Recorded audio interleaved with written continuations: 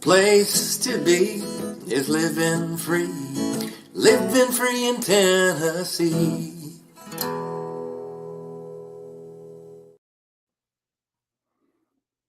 Hi, welcome to Living Free in Tennessee, and this is really confusing because this whole reverse role thing with me usually showing up late and her waiting on me is just not going to work. Like, I got my coffee, and I don't know, I guess I'm about normal for being 2 minutes late, but she's still getting coffee. Hey, what are you doing in my chair?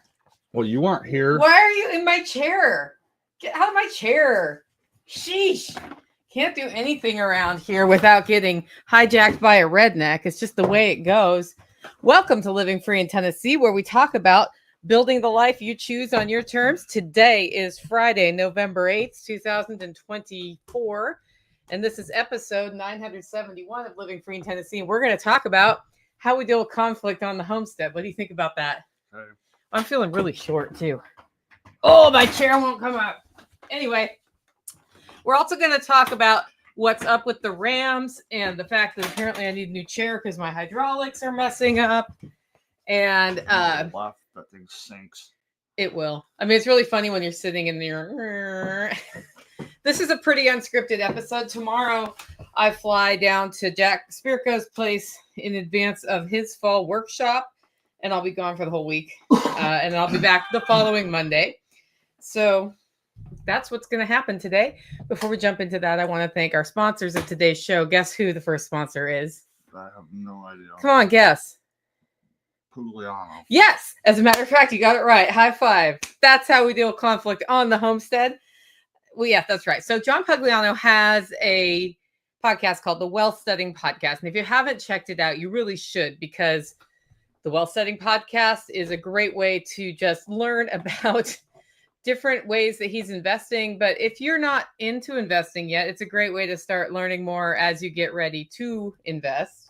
And also, he's just got a really good take on the state of the world as he analyzes things. Like, you'll never hear John rise to a crisis and be like, the sky is falling, right? What he says is, okay, so this is how you make money in this situation. And that's the kind of podcast you want to listen to as you're building wealth in your future. So check it out, thewealthsteadingpodcast.com. Our second sponsor of the day, who do you think it is? Probably Matt. You nailed both of them. I don't even have the show notes up, and you nailed both of them. Well, I mean, high if you're five. doing Pugliano, you're probably doing Matt. This is how he does high five. Whatever. With the back of his hand. He did, like, at least he hit my hand this time. The last time he wasn't quite hitting my hand. So anyway, Matthew Sursley, agoristaxadvice.com, came up with this idea where he could leverage something he's really good at, which is analyzing how your finances are structured and what the tax code looks like and what different ways you could structure that would give you better ways to keep more of your money in your pocket. If you want to get a session set up with Matthew, go to agoristaxadvice.com and click on his application form to link up with him, because you'll get a couple of benefits. So I have worked with Matthew. Like, when I first brought him on as a sponsor, I've worked with him now. And here's what I know is that I track my finances much better after having him in place. And that actually it's not just like it helps me find ways to take advantage of the tax code by optimizing my tax write-offs. Okay, that's cool. That's really cool, actually. But the other thing is I have better reports that I can pull for the business about how, like, different parts of my business are doing financially, which is what our tax advisors should be, like, not our tax advisors, but our financial advisors should be doing for us in our businesses. But with our tax code so jacked up the way it is in the US, we have a lot of focus on the tax write-offs. So having that information as a result of working with Matthew has been super helpful to me. So check it out, agoristaxadvice.com. Okay, I see we've got a few people on today. The Martinson family is here. MT Knives, Pippinized. Welcome, guys. Pack Rat. Pippinized is stuck in a training session and listening anyway. I'm guessing he's not going to learn much from the training session. probably wasn't going to learn much from the training session anyway. That's probably why I do that. It's funny how he gets further and further from the mic the more I gesticulate on this podcast. Guys, if you want to ask us or hear about any specific topics today, put your questions in the comments. I'll try to keep up on those because this is our more interactive show of the week. Okay. How do we deal with conflict? We've had a lot of conflict like discussions in the last 2 weeks. So I thought it might be good to just talk about that because my priorities for the homestead and your priorities for the homestead don't always match.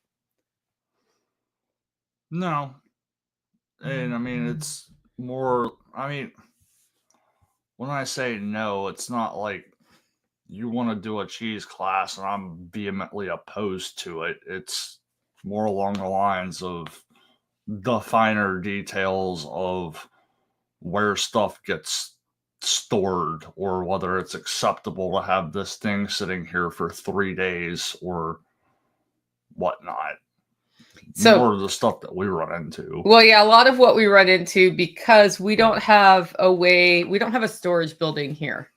And so a point of frustration on the homestead is that we don't have a storage building. So we can't just go like put shelves up, put stuff in the shelves and trust that it'll be okay. And the reason for that is that rats have decided that the storage building is a really cool place to be. And so we don't want rats and stuff. What happens is that, and by the way, we've been fighting the rats for how long now? 2 years? Like 2 years. I mean, yeah, it's not anything as bad as what it was like 2 years ago, which was apparently the year of the rat in Tennessee. But it's still, there's another flare up right now that I'm trying to start dealing with. And yeah, there's been. It's typical every fall that as it gets cooler, not that it's really gotten all that cooler this fall, that rodents will try to get into things because they're seeking shelter as well. My best mouser is just really old and my other mousers are not very mousery. Yeah. One of them is, but what I didn't realize is that one of my felines was single-handedly helping me until he wasn't helping me anymore. So we've done a lot to reduce just like making it unattractive to be there. But the building we're talking about is also, it was built in 1970, I think. And it's got a lot of holes, like places that things can get in. And short of pulling all of the siding off and redoing everything, that building will always have holes. It's also been termited. So it's just not in great shape. No. And we did make the decision that we're going to build a barn up where my garden that I'm moving is, because spatially and with the permaculture thing, it makes more sense. So like he and I agree on big picture stuff around here. Yeah. Usually. What do we do when we don't agree? Like, what if I'd been like, I don't want that barn there? Come up with something different. Yeah, I mean, we talk about it and then say why, because I can't remember. There was something I wanted to do the other day where you're like, I'll do it. And then you had this look on your face like, idiot. And then I said, well, why don't you want to do that? And then you had a really good, I know what it was. It was the prepper pantry. So right now my prepper pantry has been gutted. So I don't have anywhere to store the prepper pantry items. And so they are on shelves under my carport. A lot of our conflict lately revolves around shit outside in my way. And it's frustrating to me. And I know it's frustrating to you.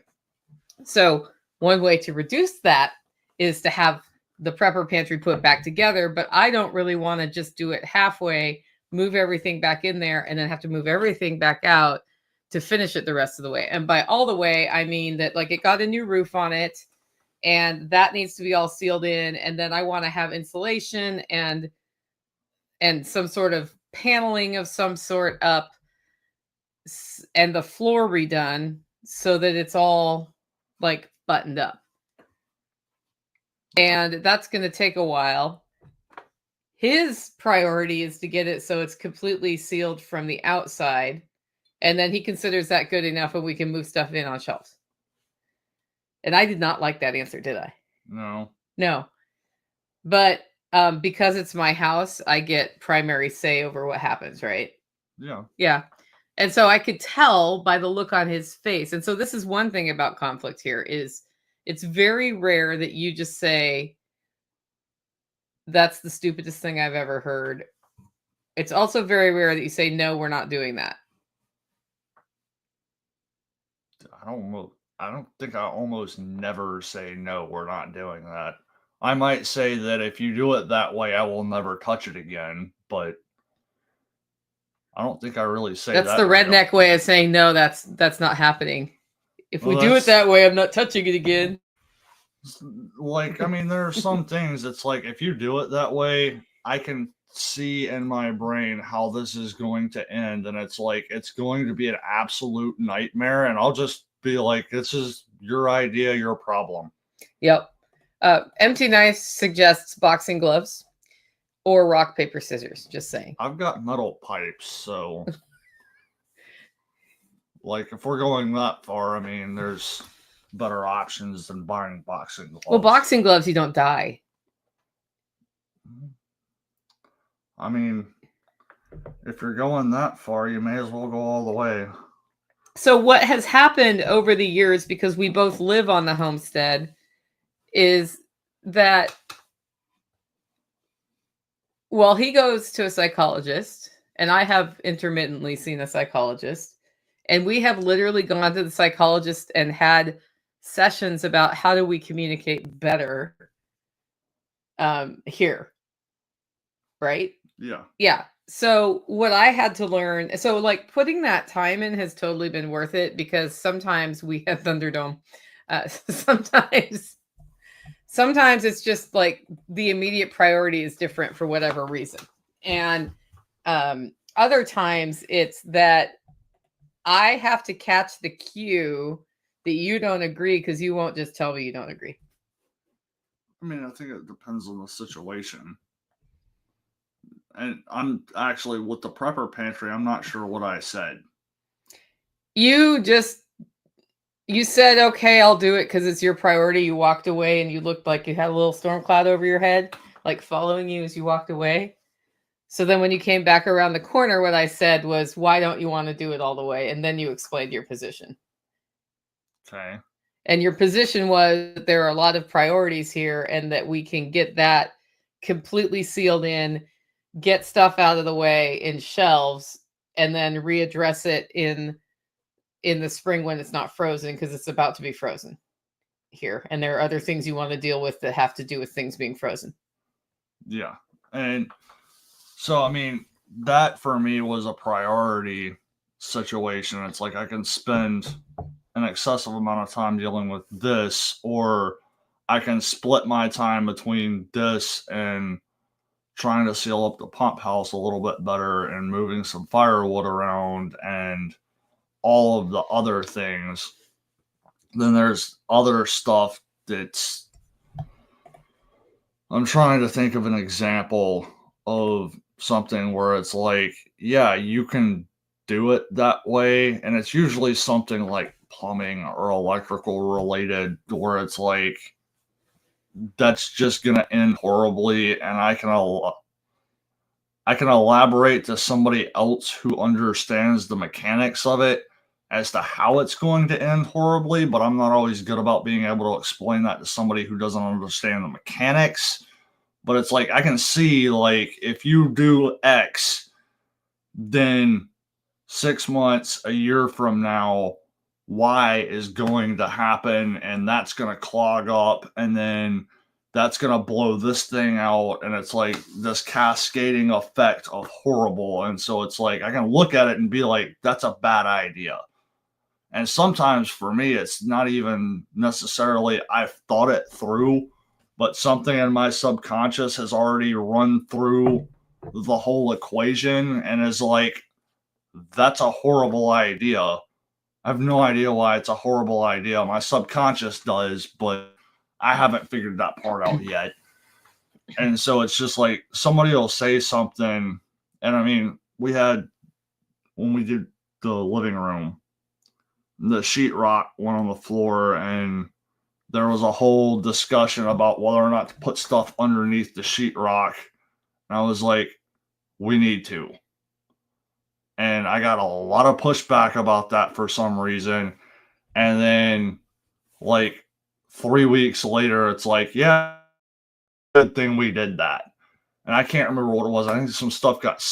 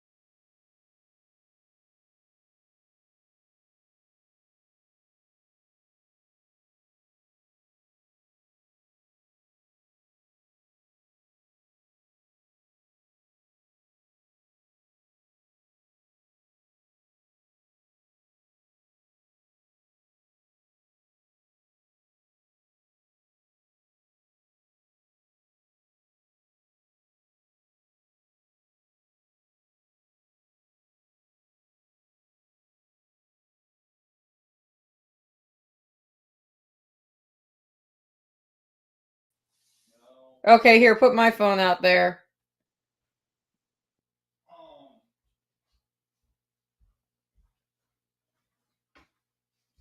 Did you unplug it? Here, put that on the windowsill so it gets better. And then I've already turned it on. Just put it on the windowsill. And then if you could turn off the internet and turn it.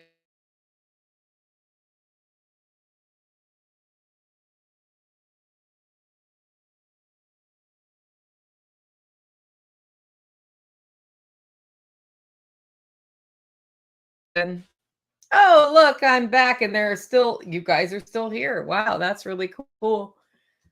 Did you hear what I was just like rambling on about in the background the whole time or not? We have had some sort of an internet outage and it's back. Right now we are streaming on my phone and he's unplugging the entire internet system and plugging it back in because I'm Gen X, which means the way you fix it is you unplug the thing and you replug it back in. So because we're on my cell phone, we might have some other weird things, but we have 3 ways to stream here. Way 1 is this. Way 2 is my actual internet. And way 3 is I get to go next door onto Nighthawk's Starlink. And at some point, I should figure out how to bridge that here so we do it. So anyway, Tactical was just talking about the example of the prepper pantry and how he can see things. So for me to understand a project priority, I need people to get to the point. And he explains he goes from the details up and I go from the big picture down, which is the same conflict I have with my mom. So it's like, it's good because it complements, but when we're talking about priorities, then it's hard for me sometimes to connect everything that he's connecting so that he also will go straight to a conclusion without then backing up and saying, so this is the conclusion and this is why I think that. And why I think that could be because I understand how the engineering of that design for your chicken tractor or rabbit tractor works. I don't think that's going to work. And it's because it's not structurally sound enough or something. When he's able to do that much, it helps me. But when he just like comes out with that's the stupidest idea I ever heard, then it does two things. One, it shuts you off because you feel like emotionally attacked, even though I'm not real. And like, that doesn't really shut me down that much, but it does make me instantly want to defend. Like, I want to defend my position now. Right. And then, it also doesn't give me enough context. So what we've had to work on is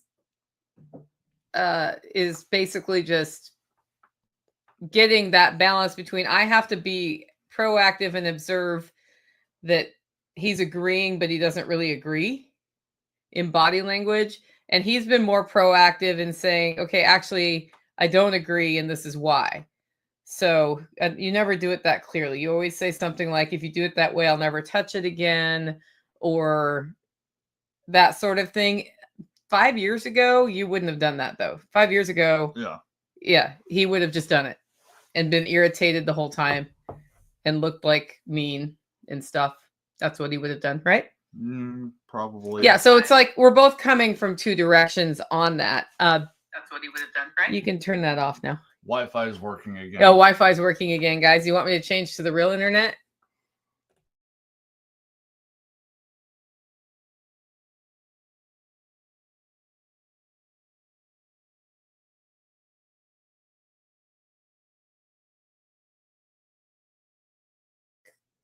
Okay, it is back. Okay. So what else about conflicts have you seen? I don't know. Do you observe that I am not in the right place to have discussions and not bring things up sometimes? Oh, yeah. I did that to you yesterday because you were pissed off yesterday. I don't know what I was pissed off about yesterday. You were pissed off about me wanting a box moved out of my house. Mm. And you weren't real pissed off, but it was clearly annoying to you because you didn't want to deal with it at that moment, I think.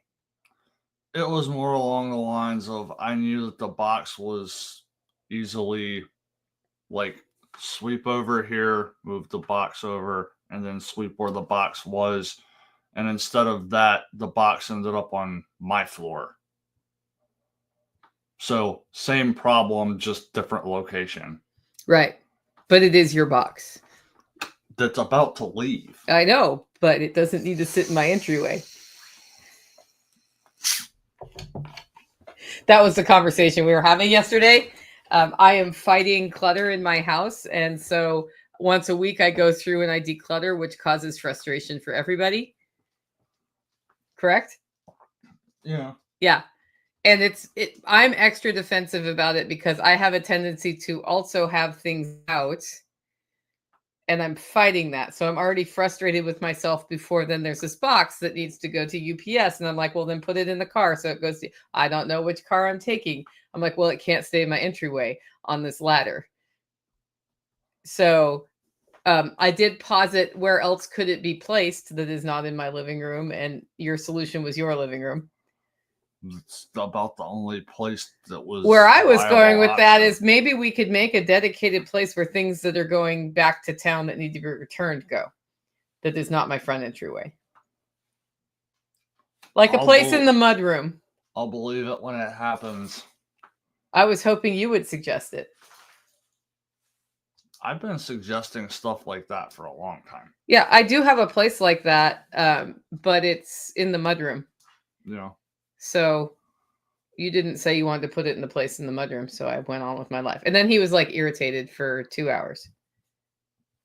Right? Hmm. So when I found out that the repairman is coming on Saturday and we needed to put the electrical box all the way back together from the incident that happened 2 weeks ago, I didn't tell you that right then. I waited till the end of the day when you weren't irritated. So part of the conflict thing is identifying when somebody's irritated, irritable, in a bad mood, and maybe don't try to solve everything at that moment.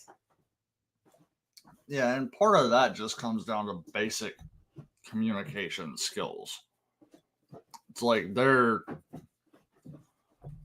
are times where it's like you're in here in the middle of whatever computer thing that you're doing. It's called beast mode. I will get the hollow roast BB on the hollowroast.com website. That's what I was doing this morning.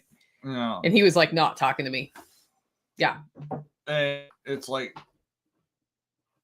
maybe I'll pop in and be like, hey, I'm going to the pasture, so that somebody is aware of where I'm going to be. But that's also a time where it's like, if I need to have a conversation that requires Concentration. not concentration, but like problem solving or something along those lines, when you're in here focused on the computer, that's the wrong time to try to have that conversation, because your brain power is allocated at something not the thing that I need you to figure out. Also true. So Packrat said, sometimes I think that you can't exactly articulate your apprehension. You just know your spidey sense is tingling about it. And it's not enough to put the brakes on your project. Yeah. So what he and I both need to get better at is to say, guess who wants breakfast?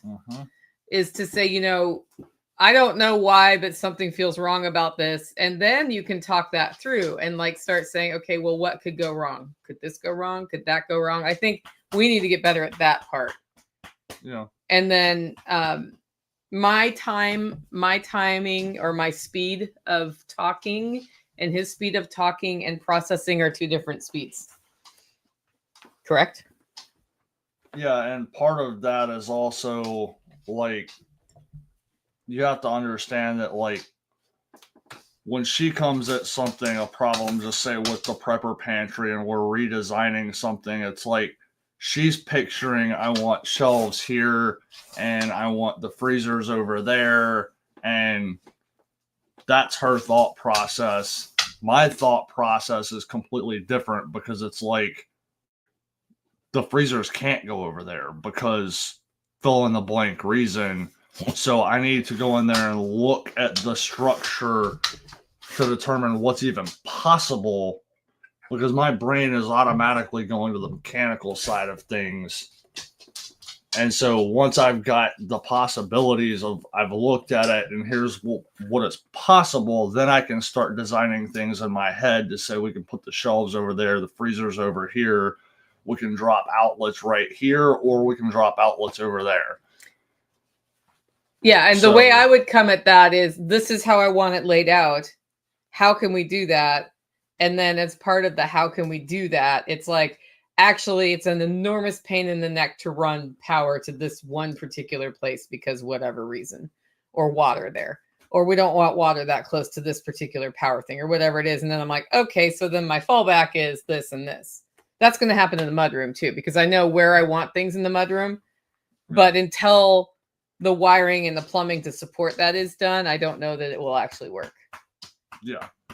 Yeah. Because it's like, I can already tell you right off the bat, one of the things is you want to move the water thing in there. Yeah. And I want to have a utility sink right next to the washing machine. Yeah. And so her brain is going to go to where she wants it. My brain is automatically going to be to go in there, because I already know how the plumbing is. And it's like, all the plumbing has to come off of this one spot in the wall, because everything else is underneath the floor. So if you want to put, like, there's a certain level of, you can move it so far over to one side or the other, but it's like, if you want to put it on the other side of the room, it's just. Yeah, so basically, if I wanted to put it on the same wall as the stove, which is across from the washing machine, that wouldn't happen. I want it next to the washing machine. The reason I was thinking it should go there twofold, then I can go from it into the washing machine, the utility sink. And then also, I know the drain is already there for the washing machine, and the feed lines for hot and cold water are already there. And so when we have the wall open, we can put 90s in. So that was the other reason I sort of wanted that there. Anyway, I thought I'd give you all that picture, because that's, I don't know, I thought you might be interested in hearing how we go through things. And it's, I operate at 999 miles an hour, and you don't. And I miss details, and he usually doesn't. So Yeah, and- again, it's complementary, but sometimes it's like there's a problem. My way of assessing a problem or troubleshooting is to start asking questions. And he'll be looking at it, and I'll be verbalizing. I'm a verbalizer too, so I'm verbalizing my questions. Is the water feed blocked? Is it, like I'll start peppering him with questions, and he'll be like, "Stop talking to me." Yeah, and part of that, and I'm like, I have to verbalize to help troubleshoot. and part of that is like I'm probably running at the same speed as her. Just most of what I'm doing is background apps. It's not stuff that's running in the forefront. It's my brain is running 5,000 miles an hour at the mechanical side, and I need other people not to talk so that I can actually think, because my brain is trying to process all of the information, and I'm not a verbalizer when it comes to I have to talk my way through it. It's like I need just silence. Don't distract me. Let my brain just churn through on autopilot until I get to a conclusion, and then I can actually explain why. And I'm trying to help because sometimes extra hands are needed. Yeah. And there's absolutely, so when he goes into that mode, I can't help. Like somebody could be bleeding out, and it's like I just have to decide to put the tourniquet on myself while you process, sort of thing. Yeah. Or I get GTF out of the way. And there's also a point where it's like, yes, I need the external input, but that's not yet. You need to wait like 2 minutes or 15 minutes until I get to this point. Then that's the point where I need the external input, because somebody will say something and it's like, oh yeah, I forgot about this. Yeah, Skane's girl says, personally, I'm a morning person, always the best time to tackle something complicated. Although some of my best design solutions come at night when I'm trying to go to sleep. Same. Yeah, I Nicole sauce up through about noon is different than after 12 Nicole. It doesn't mean after 12 Nicole is not functional. It's just different. Like I'm better at different things in the afternoon. And then if you want to pose to me a very complicated troubleshooting discussion with a lot of details to track, 10 p.m. is not the time to do that. No. That's a good time to say we need to have this talk in the morning. And then I put the Etch-a-Sketch to bed, and it resets, and it comes up with solutions while I'm sleeping if I set my mind for things. And then I wake up and I'm like, I've got it. It's the thing. And that happens a lot I have a lot of conflict management to do with conflicting priorities related to running 3 brands. Yeah. And right now, the way I'm running 3 brands is there's one primary I'm running at any one time, and everything else is secondary. And then I have a primary, secondary, and tertiary at this point. And you can pretty much tell which one's primary based on the volume of social posts that come out that look like I have made them. And then the secondary and tertiary, I'm getting help with those posts. So you can go look at my 3 brands and figure it out. Well, I know that can't stay that way. I either have to get rid of brands, hire somebody to do one of the brands, or have a different way of managing the conflicting priorities. And I have a solution in mind that I would need to do, which will require probably for a whole week. And I'll get it done. Or I'll hire somebody. Not sure which will really happen. But it's just that is what has to happen. But I came up with the solution that's starting to be implemented. It actually is starting to be implemented while I was sleeping one night after I was really frustrated the night before about something. And then I was like, okay, tonight while you're sleeping, think about the thing. Apparently we have a new guest on the show who comes in every episode, and her name is Chestnut, and she just sat on Tactical's water which is kind of fun. I think the thing we need to get better at is when there's a problem and I'm in like Nicole troubleshooting mode and he's in tactical troubleshooting mode. He needs to say, I need silence so I can think about this, and I don't need your help right now. I've gotten a lot better about What he actually does saying right that. now is I ask 7 questions and he says, "Would you let me think?" Like that. Pretty much. So that message could be delivered nicer over time, but I can tell him that to his face and he's not like, "Oh no, I did something wrong," because he didn't. He at least told me to go away, but it's just a matter of as that happens, it gets better. And you're also aware of the fact that when I say that I'm not trying to be a dick. Yeah. That was, I'm trying to think, you're talking, and I can't think because you're talking. Yeah. We had a really memorable one before we knew how to communicate better, where we were putting up the event tent and it wasn't coming together the way it needed to. And it was because it was shifted too far to one side. The canvas was. And we had people helping us. And this was like the first year you were here. And I was like, so we need to do this thing. And I say it a third time and you yelled, "What?" And I looked him in the face and yelled, "So we need to move the canvas 6 inches that way." And everybody was standing around with like really big eyes. Neither one of us was pissed off, but I was just like, if you're going to yell at me, I'll yell at you back, brother. I have no recollection. I'm sure you don't have a recollection of that one. Anyway, we're going to move on to the next topic, which is what did you think of the tree class? It was good. He covered a lot more than I was anticipating. But it was a good walkthrough of the different types of trees, and not just the different types of trees, but the different applications you can use them, and a little bit of like, if you do it like this, the tree will do one thing. If you do it like that, then the tree is going to do something slightly different, so you can kind of mix and blend. So it was a very good overview. Cool. And what trees are you most excited about that are on the property now? I honestly can't even remember what we put in. I'm excited about the tulip poplar because I've always loved that tree. And I kind of wish there was a place in my front yard for it so I could see it when it blooms, because I love those big blooms that come off the tulip poplar. Yeah.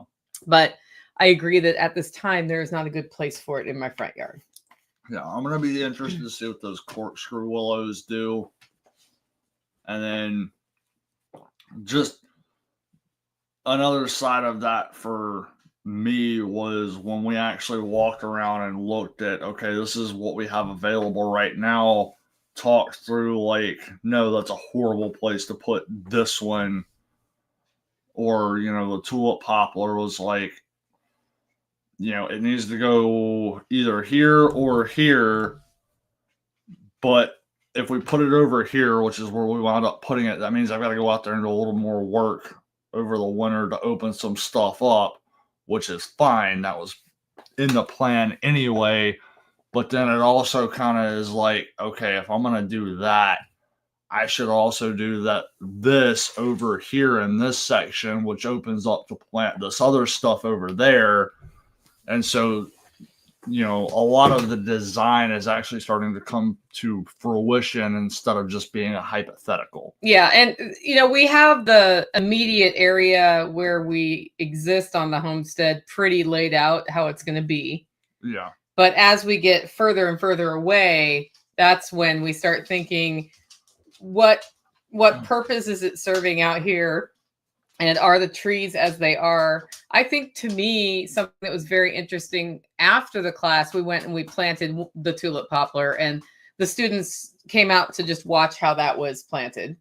Yeah. Because we said, we're not expecting you to plant trees, but they were like, we just want to see once like what you're doing to plant the trees. To me, what was fun was, as we're out there, Carrie's identifying different trees that I haven't spent much time out there looking like, what kind of trees do I have? And, he identified one that needs to come out. And then he identified some wild cherries that I'm not sure we should keep, but they are there. So that was interesting to me too. Yeah. And I mean, I've gotten a lot of the stuff around here identified, and some of it has gotten gutted. Some of it I'm actually trying to propagate more of, and it also gives me a better idea of I want diversity and stuff, so some other things that I can look for to bring in. Like I really want witch hazel. Yeah, I want And witch have hazel not too. found I haven't that. found any in the woods, so I think no. So Carrie knows where there's some witch hazel that we can get cuttings from, but it's Yeah. not time right now for that. Yeah. So, yeah, definitely want witch hazel. I've wanted witch hazel for a couple of reasons. One of them is medicinal, so that's been on my list for a while. Yeah. And I mean, there's some other stuff that I would like to get in, and you know, we got a couple of corkscrew willows that just went in, and one of those is probably, once it's kind of established over the winter, like next fall, I'm gonna butcher that one again because I'm gonna take a ton of cuttings off of it to propagate more. Yeah, willow is so easy to propagate, and I've wanted corkscrew willow here a few times. I tried to get a cutting once when I was somewhere else, and it just didn't make the trip well. And we have hybrid willow. We have whatever willow just grows in Tennessee along the creek, and then corkscrew willow went in last week. And then it's done a good job of raining, so that might actually take where it is. Yeah. Because otherwise it has to be watered because we just put sticks in the ground for that, right? It wasn't rooted already. I'm not sure. I think those were cuttings, but I could be wrong. And then we've got mulberry in, and somebody's asking if the cherry we found was black cherry. No, it's a wild cherry. I don't know if it's wild black cherry. And then I have cherry trees in from Andy that came from a tree that when he was a kid, somebody drove up and dropped off trees that were offshoots from their tree. So he did the same thing for me. When we did the food forest install 2 years ago, I left spaces for cherry trees, and then he brought more cherry trees than I had spaces for. So a few wandered off to other people's houses nearby, and then I pulled out 2 peach trees and replaced them with cherries because I really like cherries, and I'm really hoping we get cherries. Once I see the fruit of that, I'll know if it's black cherry or not. Yeah, and we didn't identify the specific variety of cherry, but while we were over there looking at it, like I had noticed a second one. I was like, I'm pretty sure that's the same tree. He confirmed that it was. And then while we were standing there, I was like, I think that's actually the same thing too. It's mostly covered up with a wild rose bush that's in the process of being murdered. So there's that one, and then he noticed a smaller sapling as well, said it's the same species. So at least 2 of those are going to get pretty heavily pollarded this winter, and I'm just waiting for everything to go completely dormant before I do it. And when those 2 get pollarded, I'm taking anything that looks like I might be able to get it to root and trying to get it to root and put it in pots, and then hopefully have several of them in the spring that can get planted somewhere.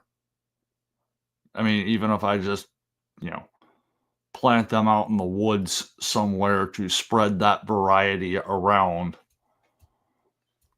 So what do you think of the election? It's actually slightly interesting. Yeah, we had a watch party at the Eversoles. They hosted a watch party, and I indulged in a guilty pleasure of watching of my old policy nerd watching the statistics roll. And by about 9 o'clock, I'm like, I can see who's going to win here.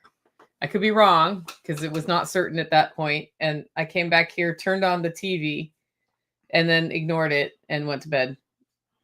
I mean, like, for me, the election itself is not that interesting, but it's like you expect Portland to burn to the ground because Trump got elected. It hasn't. And it got to the point I watched some local news footage that was on YouTube, and it reminds me of news footage before a hurricane, when you don't know where the hurricane's actually going to make landfall. People boarding up windows, and like some businesses are like, we're staying open right now, but we have a plan if we need to evacuate. And this is very reminiscent of hurricanes, but then they showed the protest, and it was like maybe 10 dudes in the dark with signs just kind of standing there, and it's like, this brings up so many questions.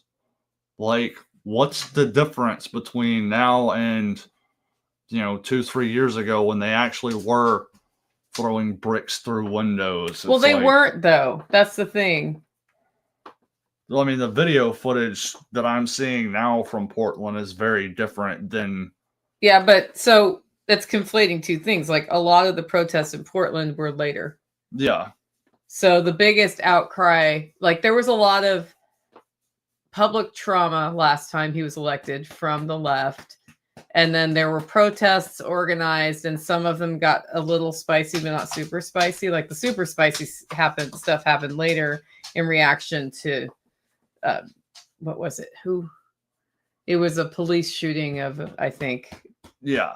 But it's like, my thing with it that I find interesting is you had all of this over a prolonged period of time in response to a number of different events. You had people setting things on fire and throwing bricks through windows, and now they're all just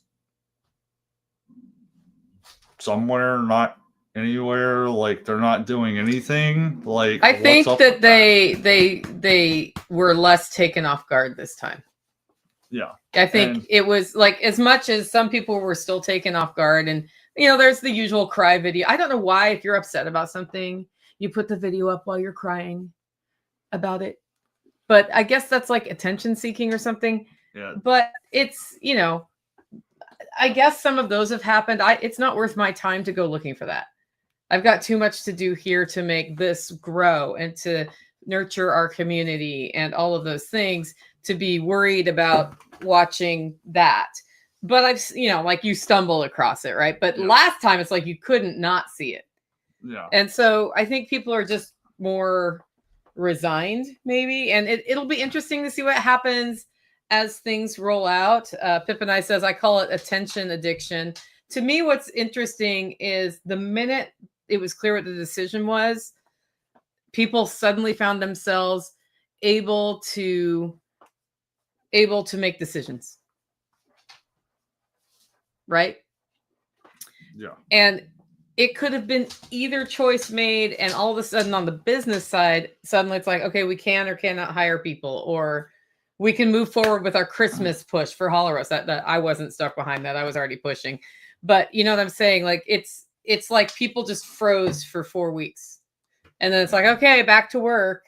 And that's always that happens a lot around elections, unless it's just so clear what's happened. Like there's always a little slowdown, but there was a big slowdown this time, and there's lots of uncertainty and concern about the economy, which is probably why a lot of us are attracted to homesteading, because it's like an inflation beater. When you're producing your own value on your homestead, you don't have to go to the grocery store as much. So then the fact that your bag of groceries is twice as expensive as it was in 2020 is not as painful, because you're not buying as many bags of groceries.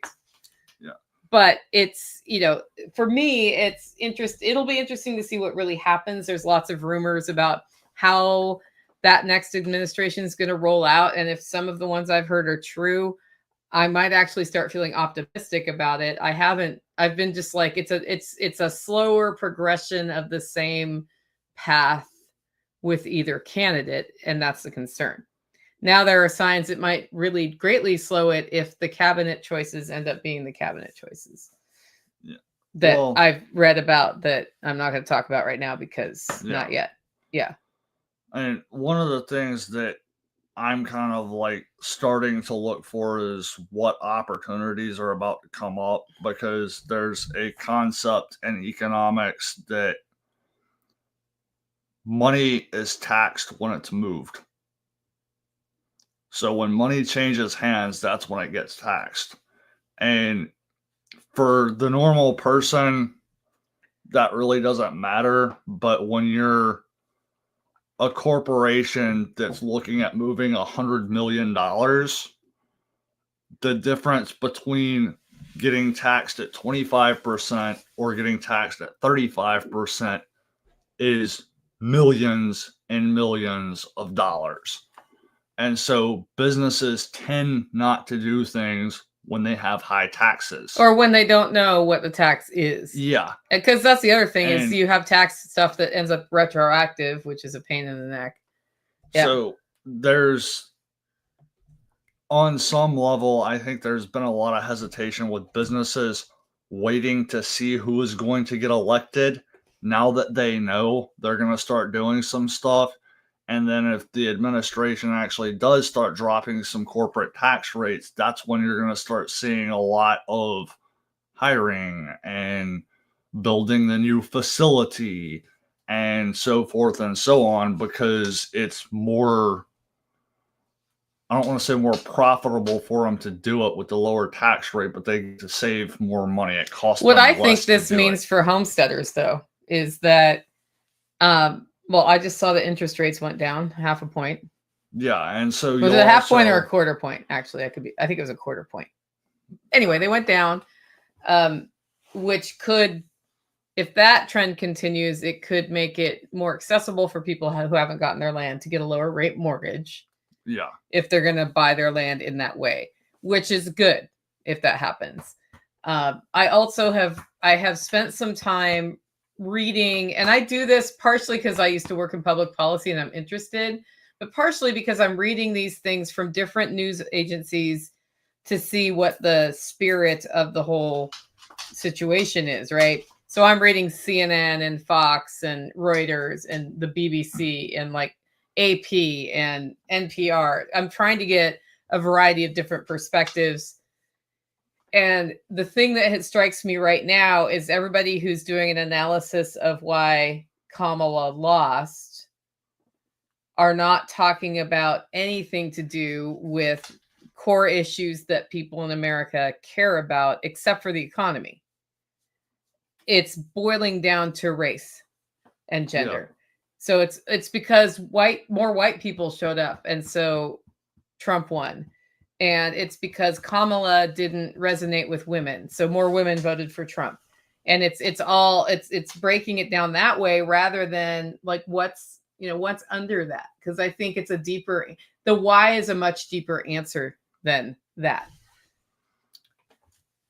Yeah, but nobody's willing to go outside the race, like the race analysis or the gender analysis, to maybe admit that the Democratic Party is not resonating with a populist opinion or a centrist opinion. They're not. No, we're not going to quite go that. I mean, some people have kind of said it a little bit, but the way it's presented, they're like, no, that can't be right.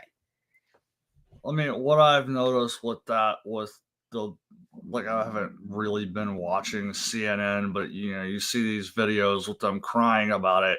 And what I've noticed is just that they can't understand why Kamala Harris lost, because she was a Black Asian female. So she should have won. And the reason you can't understand why she lost is because the people that voted were not voting based on race or gender. They were voting based on policies. Well, which is a good thing. So anyway, I'm going to not talk about a bunch of politics on the Homestead update. We lost 3 viewers while we talked about that. Did you know that? But it does. So to some extent, I like to be, obviously, because I'm interested, aware of politics, but also it does impact us on our homesteads and in our lives. More on the local level here than anything else. I despise politics. So what do you think? Still paying a little bit of attention right now. Right. What do you think about what the Rams have done? So tell us what the Rams have done on the Homestead in the last 2 weeks. Right now they just finished like the loop around everything with the exception of one spot that's just some grass in the yard. Then, like, the areas that they hammered hard. And it's like, I never knew that there was a rock shelf there because it was covered up in vinca. And so they've cleared out a good bit. There was a couple of areas that I wish they cleared out a little bit more, but you could tether Clover out over there and see what she does. Well, I mean, once the boys are gone, we probably will be running the goats through a couple of those areas. I've already started. That's something that's processing in the back of my brain right now. But, that's another thing that opens up to, now that that's been cleared out, I can actually look at, okay, I want to take some branches off of some trees to let some more sunlight in over here. I want to actually take that tree down. I want to plant, whatever across here.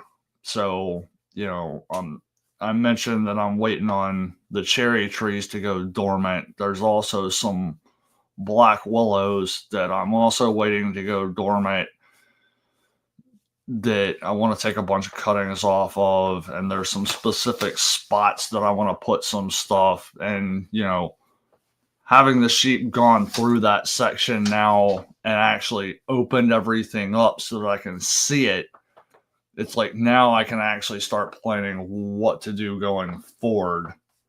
And then, with the time we've got left with them running through over here, it's like, okay, where do I want compost dropped? Yeah, they're very good at dropping compost wherever they walk. Mm-hmm. It's one of their talents. That's why we have them.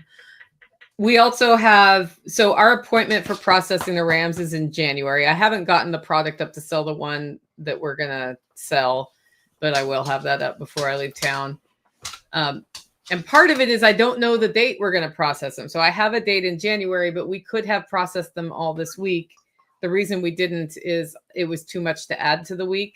Or no, next week. I'm not here to help next week.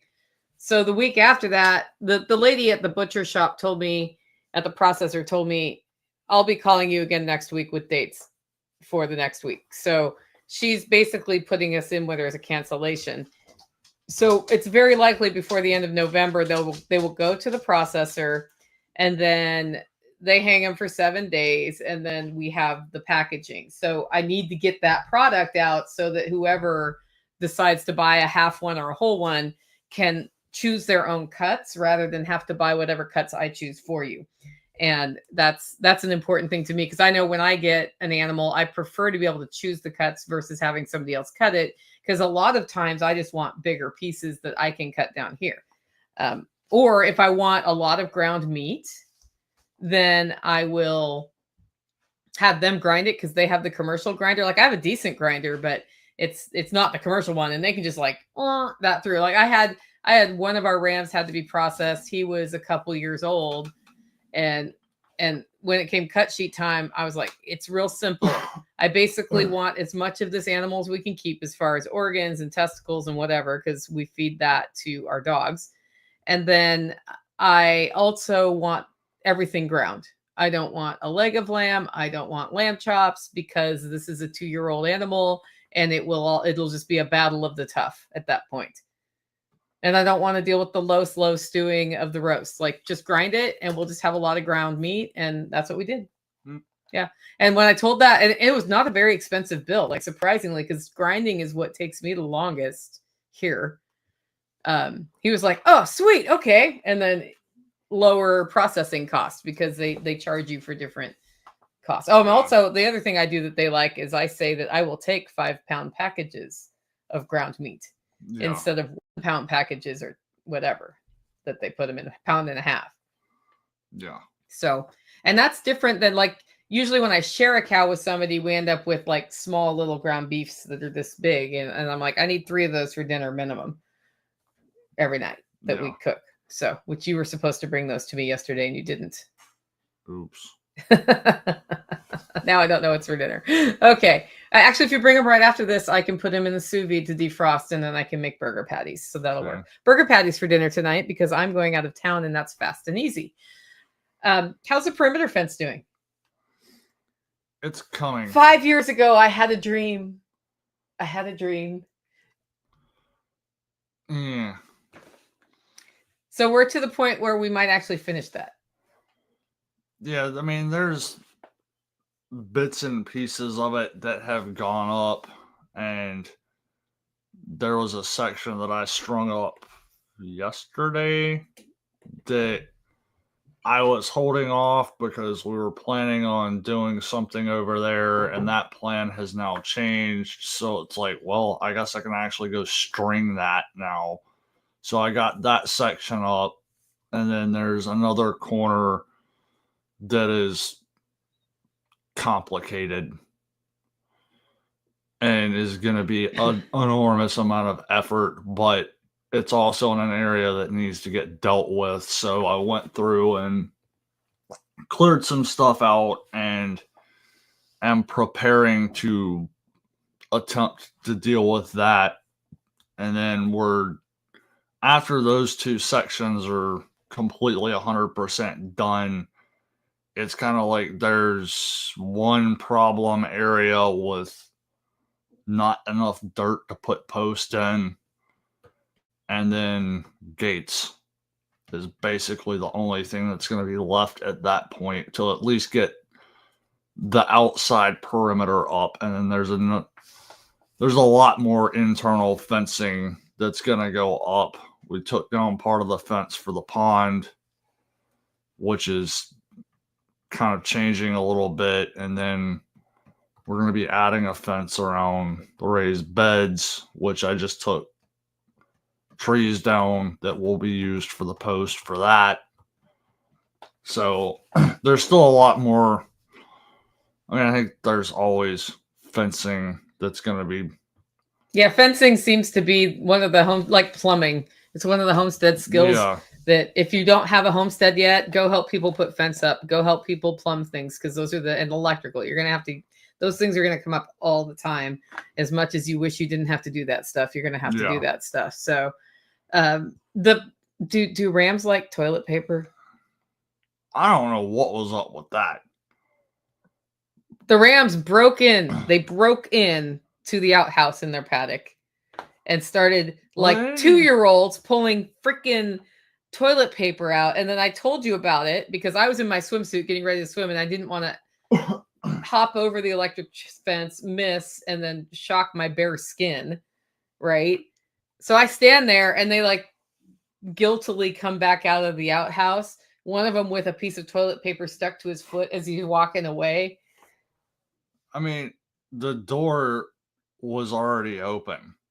Like, it's not unusual for them to go in there, look around, and be like, there's nothing to eat in here, and walk back out. Like, that part wasn't unusual. That's the first time that they've like actually acted like a bunch of goats. Yeah. Because if you've never had the experience with goats want to know if everything is food, and the way they do that is to try to eat it. Thankfully, they didn't do that with the compost bucket in there. Well, I think they would have had a harder time getting to the compost. Yeah, bucket, anyway, but yeah, it was like, ooh, toilet paper, we fun. It was just like, that was literally straight up, you're acting like a bunch of goats. They're acting like a bunch of 3-year-olds. Or a cat, a kitten. A kitten gets in the bathroom and like unrolls all your toilet paper. Speaking of the sheep, I got an email. And so we run sheep here, but also on our neighbor's pasture. And over the last 2 years, by running the sheep there, we've made it so his pasture does not need to be bush hogged, which is cool for him and cool for us. And he has decided that it's getting passed on to his son before he passes. So his son's taking over. So we may have some changes afoot there. And this is the thing that you need to keep in mind when you're running animals on somebody else's property. If you can get a longer term lease, that's better. We don't have that. They have to give us 30 days notice. So we have time to actually move things if we have to move stuff. And and they didn't like when we entered the arrangement we're in now.